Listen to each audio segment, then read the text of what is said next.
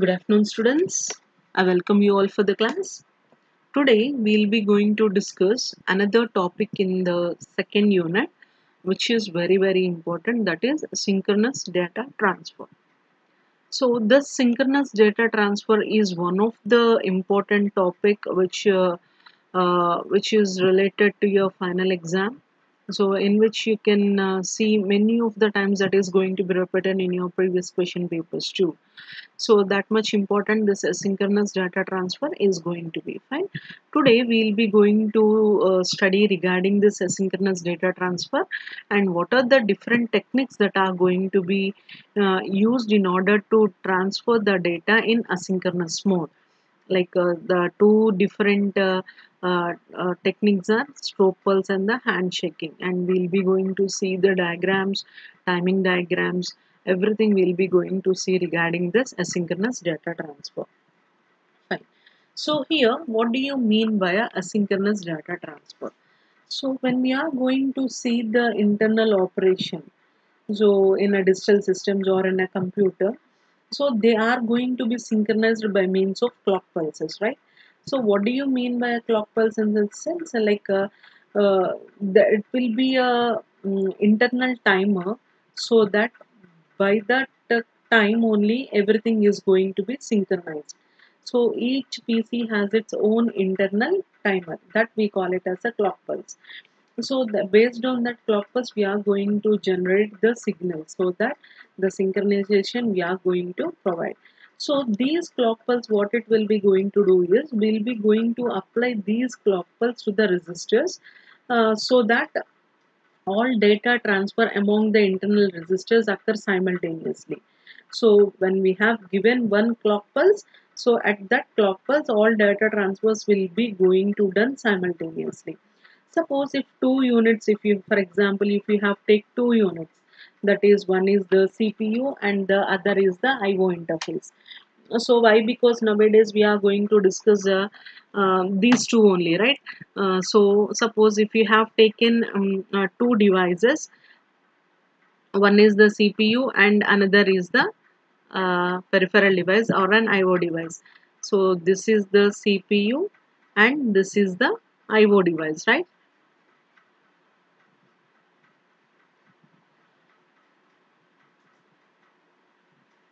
So these two units, suppose a CPU and an IO interface, so how they are designed, in the sense they are going to they have designed independently. So they have designed independently. So this is going to be independent and this is going to be independent. So they have designed independent of each other. So here, when we are going to take a resistors in the interface, they shares a common clock with the CPU resistors. Why? Because that interface has to be done. So the transfer between the two units are said to be asynchronous over here. Why? Because here it is independent and here it is independent. So each and everything has its own clock pulse. So here, when we want to transfer the data between these two, then it will suppose its clock time is 2 p.m. Suppose here its clock time is 2 3 p.m. So 3 minutes difference. But here, as it is a 2 p.m., it will be going to send the data to the destination. But here it is not 2 p.m. It is 3 p.m. So it is going to be saying that asynchronous. Why? Because they are not going to be synchronous. Each one has its own individual clock pulse. So here they both are going to be asynchronous. So that we are going to say it as an asynchronous transfer. So when the clock pulses are same between the two, in the sense we are going to say that it is an synchronous transfer. Suppose in most of the cases the internal timing of each unit is independent from each other. Why? Because they are going to have its own private clock. So this is going to have its own private clock and this is going to have its own private clock for the internal resistors. So in that case we will be going to say it as an asynchronous. So when we are going to say it is an synchronous. So the transfer between the two units are said to be synchronous if the interface shares a common clock with the CPU registers. So then we call it as an, then at that time we say it is an synchronous. So when we are going to say it is asynchronous, if the resistors in the interface shares a common clock with the CPU resistors, then we say it as an synchronous. When we are going to say it as an asynchronous in the sense like the internal timing in each unit is independent from the other. That means it is going to have its own private clock for internal resistors. Then we are going to say it is an asynchronous. So here in this class we are going to concentrate on this asynchronous data transfer. So here the internal operations in a digital system are synchronized by means of clock pulses, right? Supplied to a common pulse generator. If the resistors in the interface shares a common clock with the CPU resistors, then we say it as an synchronous. But in the most cases, the internal timing in each unit is independent from each other. So this you have to make a note of it. Independent from each other, in that case, it is going to make use of its own private clock for internal resistor. So in that case is going to be, the two units are going to be in asynchronous mode. So this approach is widely used in computer systems. Why? Because each and every system is going to have its own private clock. So this asynchronous data transfer is mostly widely used in computer systems. So we'll be going to study today regarding this asynchronous data transfer. So what do you mean by this asynchronous data transfer? So asynchronous data transfer between two independent units required control signals. It's fine. Why? Because the data is asynchronous. Each system has its own clock pulse. So in that way we are going to say that the data is asynchronous. So asynchronous data transfer between two independent units requires a control signals to be transmitted between the communication units to indicate a particular time that is being transmitted. Fine. So that is the importance of the thing. So how we are going to achieve that one is, the one way of achieving this is by making use of this strobe pulse, by making use of this strobe pulse and supplied by one of the units to indicate to the other unit when the transfer has to occur. And the other method commonly used is to accompany each item being transferred with a control signal that indicates the presence of the data in the bus. So here the another method we call it as an handshaking method. So these two are the important data transfer mechanisms. Fine. So here one way we'll be going to achieve this by making use of the strobe pulse, and another way we are going to achieve this by making use of a handshaking signal. So today we'll be going to discuss regarding this two things. So this is the strobe control. In the strobe control we'll be going to have two types, that is source initiated strobe control and destination initiated strobe control. These are the two different types. In strobe control only we have two different types. Source initiated, and that is source is taking the active part, and destination initiated in the sense destination is taking the active part. So this diagram is going to show the source initiated uh, active strobe control signal. So in this source initiated, the strobe pulse method and the handshaking method of asynchronous data transfer are not restricted for IO transfers. Like they are not at all restricted for IO transfer. It is open for all. Fine. So when we are going for this source initiated strobe control, here the strobe control method of asynchronous data transfer, what it is going to do is it employs a single control line to each transfer. Fine. So the strobe may be activated by either of the source or the destination. Here we are going to have two things, source initiated and destination initiated. So source is the sender and destination is the receiver. So source initiated, in the sense source is going to take the active part. So what is the strobe signal? In the sense it is an intimation signal. So if the suppose the source wants to send a data from to the destination, what the thing it will be going to do is, first, the data bus carries what it carries, in the sense this is going to carry the binary information. This data bus is going to carry this binary information from which to where, from source unit to the destination unit. So this bus has a multiple lines to transfer in order to transfer an enter byte. But when it comes to the strobe signal, it is a single line that informs the destination unit when a valid data word is available in the bus. So that is the responsibility of the strobe signal. If sender wants to send some data from source to destination, first what it will be going to do is it will send a strobe signal to the destination unit. What is the strobe signal? What is the purpose of the strobe signal? In the sense, this strobe signal line informs the destination unit when a valid data word is available on the database. Suppose this source wants to send destination 0101. What it will be going to do is, first it will place the data on the data bus. Like here it will be going to place 0101. After placing the data on the data bus, then first step is this one. Then what it will be going to do is, it will be going to send a strobe signal from source to destination.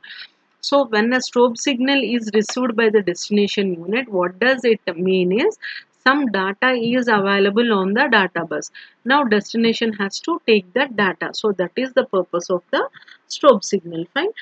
So here this is how a strobe signal, source initiated strobe signal, is going to be done. Here this is the timing diagram. In the timing diagram, first what it will be going to do is, the source, here this is the source and this is the destination signal. This is the destination timing signal. What the source is going to do is, first the source unit places the data on the data bus. Here 0101. Here the first part is, it places the data on the data bus, and it will give some time. Why? Because in order to settle that data, it will give some time. So after settling the data, the source activated the strobe pulse. Then it will, what it will be going to do is, the source, what it will be going to do, it will activate the strobe pulse here. So till here the data we have given some time to settle the data. So now that the information on the data bus and the strobe signal remain in active state. So this is the active state.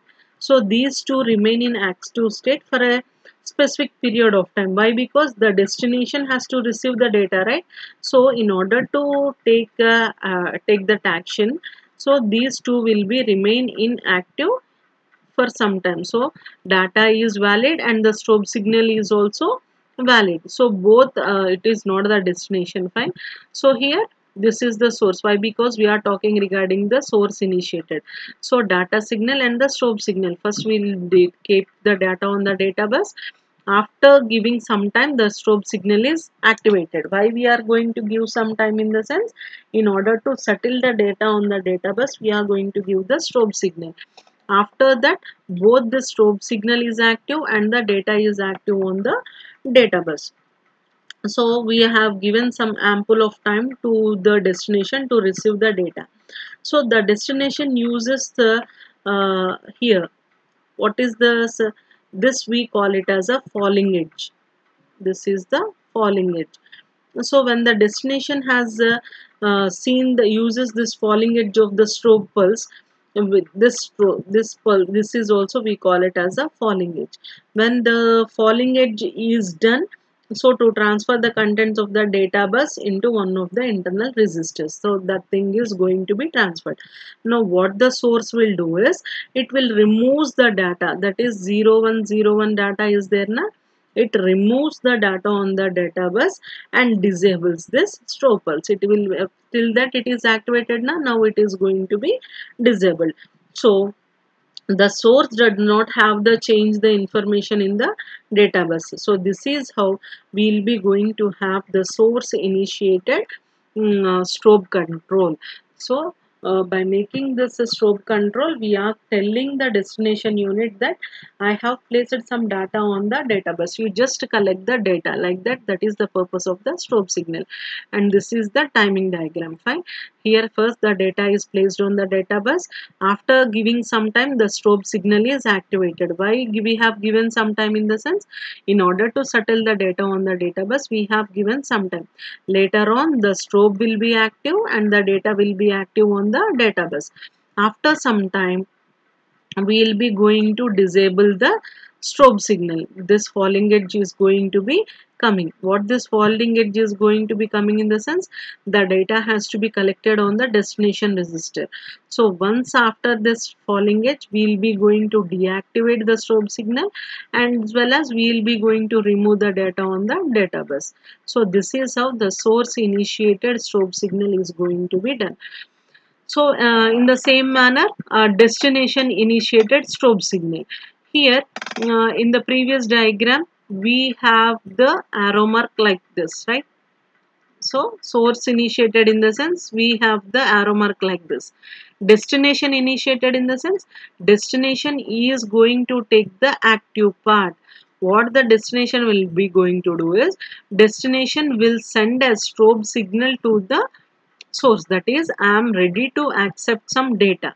That is the strobe signal. Now what the source unit is going to do is, it will be going to place the data on the database. So that is the difference between the source initiated strobe control and the destination initiated strobe control.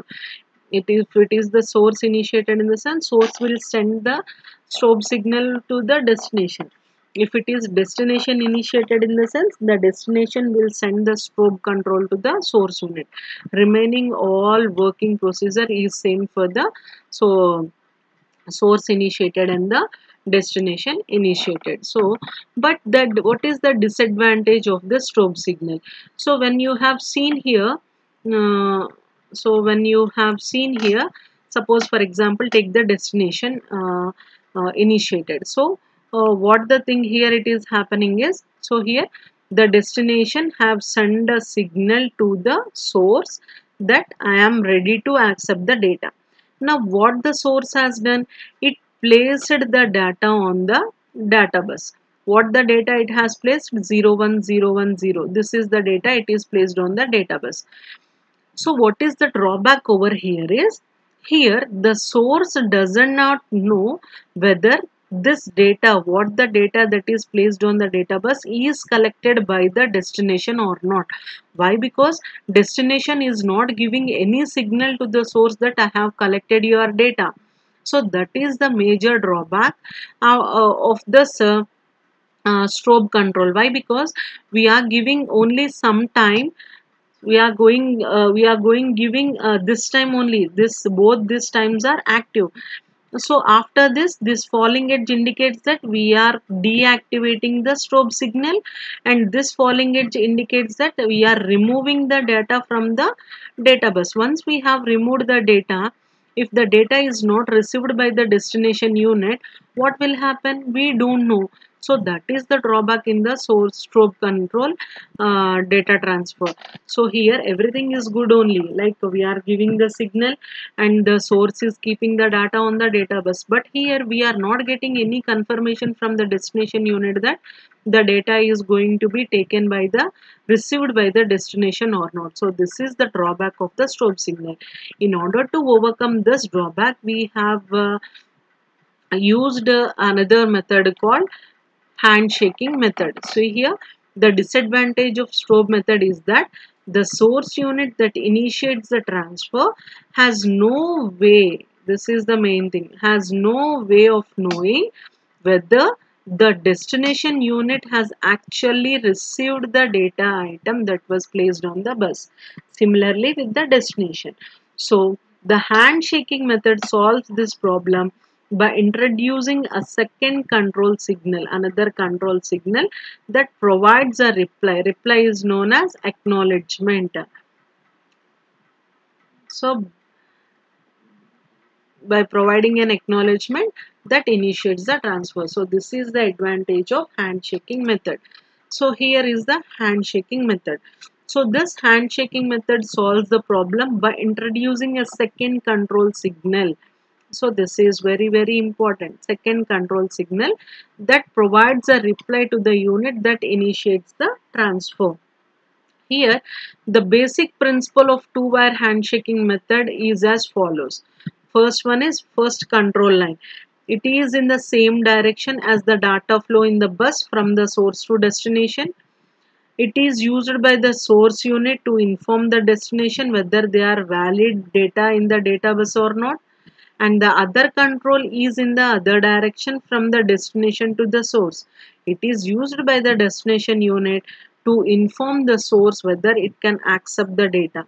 So the sequence of control during the transfer depends on the unit that initiates the transfer. Now I will be going to show you the diagram of handshaking. Fine. So this is the diagram of handshaking. So when we are going to talk regarding the handshaking problem is this method solves this problem by introducing a second control signal. What is that second control signal? Data accepted. So first control signal is data valid signal. Second control signal is data accepted signal. Previously we don't have that but data valid signal. I mean data accepted signal. Only two signals are there. Only one signal is there, that is a data valid signal. And the data bus. Here another control signal we have added, that is data accepted signal. So one control will be in the same direction, that is this one. This will be in the same direction as the data flow, and it is used by the source unit to inform the destination unit whether there is a valid data in the bus or not. So that is the responsibility or purpose of this data valid signal. The other control line is in the other direction. So as I have said you, this other control line is in the other direction from the destination to the source. So it is used by the destination unit. So this second control signal is used by the destination unit to inform to the source that whether it can accept the data. So this control sequence of control during the transfer depends on the unit that initiates the transfer, whether it may be a source initiated or whether it may be a destination initiated. As we are having a source initiated and destination initiated, in handshaking also we are having source initiated and destination initiated. So this is how we will be going to have the transfer of data between the source and the destination. First, what it will be going to do, source wants to send data from source to destination, so that it is going to place the data on the database. Then what the source will do, it will send a data valid signal to the destination. So after destination has received this signal, so what it will be going to do, it will be going to check the database and it will be going to accept all the data. So accept all data and stored in a particular register inside it. So here it has been stored. Once the data has been stored, it informs the destination, it informs the source unit that I have accepted the data. Now you can release the data, I mean you can remove the data on the database, like that it is going to inform. Then after receiving the data accepted signal by the source unit, what it will be going to do, it will remove the data on the database and it will invalidate the data line. Again, if it wants to transfer in the sense, again it will keep the data on the database and it will be going to activate the data valid signal. Again the procedure is going to be same. So this is for source unit. When it comes to the destination unit, so here the control signals will be differ. So here, see here, data is, so destination wants to transfer to the source. For first, what the destination it will be going to do, ready for data. So I am ready for accepting the data. Now the source, what it will be going to do, it will place the data on the database and then it will be going to send the data valid signal. So this is how we are going to have an acknowledgement for both of the thing. So here place the data on the data bus. First what it will be going to do, here it will be going to ready to accept the data. First thing is the destination is going to ready to accept the data. Then what the source will be going to do, it places the data on the data bus and gives the valid signal. Then the destination accepting the data from the data bus, and what it will be going to do, and it will be going to disable this one. After receiving the data, it will be going to disable this one, disable this ready for data. So disable data, then if you after disabling, what it will be going to do, if it wants to if it want to ready for another unit, again it will be going for the first step. What is the first step? Again it will be going to send the ready for data, and the source will be going to transfer the data. This is how the handshaking method and strobe methods are going to be done in order to have the data transfer initiated by the source and the destination unit. Mm, This is the end of this class. So what we have studied today, asynchronous data transfer. So asynchronous data transfer in the sense, so if the clock pulses are not same, independent of each other, so we need to synchronize the data. How we are going to synchronize in the sense, by making use of strobe signal and the handshaking signal. So what is the purpose of the strobe signal in the sense, the strobe signal is going to tell to the destination that they are ready or they are going to accept the data. So when the strobe signal has sent the from source to destination, the source is going to place the valid data on the database. So after the destination, it has placed the, but the drawback of the strobe signal is it doesn't know whether the destination has received the data or not. So that is the drawback of the strobe signal. So that drawback we are going to overcome by making use of a handshaking signal. So what is the purpose of this handshaking in the sense, in the strobe method we have only one control signal, but in the handshaking signal we have another control signal which is an acknowledgement signal. So what the acknowledgement will be going to do is, after placing the data on the database, the destination will collect the data.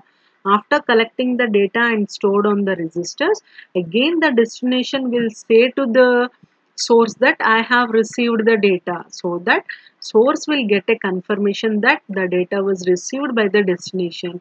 Then what the source will be doing, it will be going to deactivate the strobe signal, I mean deactivating the active control signal, and it is going to disable the data on the database. So that is how we'll be going to have the source initiated and the destination initiated. When it comes to the destination initiated, the destination will be sending to the source that ready for accepting the data. Then what the destination will be going to do, it is going to place the data on the database and sends a data valid signal. Once the data valid signal is received by the destination, what it will be going to do, it will be going to deactivate that ready for data signal.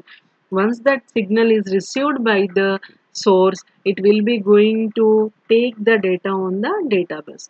Like that, it is going to have the transfer between the two, the CPU and the IO, by making use of asynchronous data transfer. Fine.